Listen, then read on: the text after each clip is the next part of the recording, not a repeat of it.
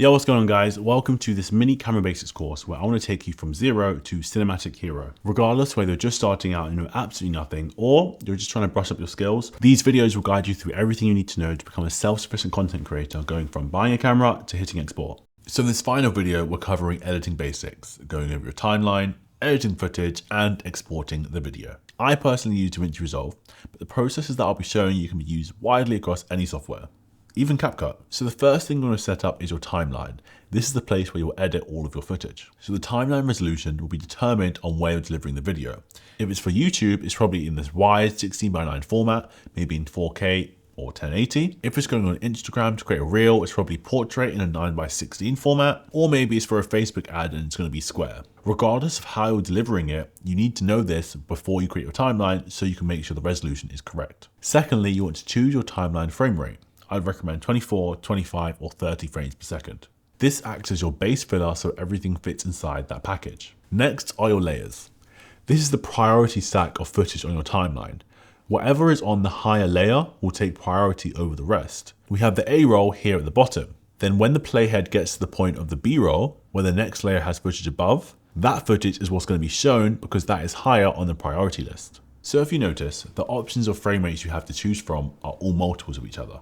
This is for a specific reason. When you want to create slow motion, you're taking the footage filmed in higher frame rates and stretching that to fit inside a smaller frame rate timeline. For example, footage filmed at 60 frames per second would split into a 24 frames per second timeline 2.5 times, which means for every 10 seconds of that 60 frames per second footage would stretch to be 25 seconds on the 24 frames per second timeline. Meaning the higher the frame rate of the footage you filmed, the more you can stretch it out and slow it down.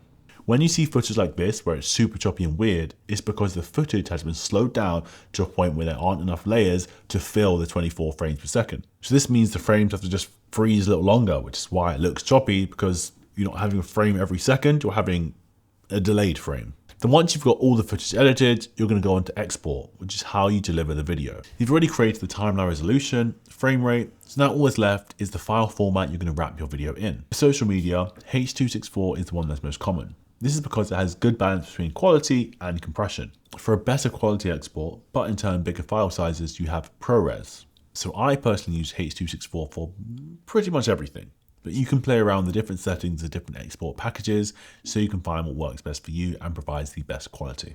So that's pretty much it. I do hope you found this course helpful and you are feeling more confident as a content creator. If there are any other topics you'd like me to cover in more detail, please feel free to drop them in the comments below. But with that being said, if you've got a lesson, laugh, or light bulb moment from this video, I'd really appreciate if you drop a like down below. And if you're feeling nice enough, you could hit the subscribe button, but I'll leave the option up to you. Yeah? That's all I've got to say. See ya.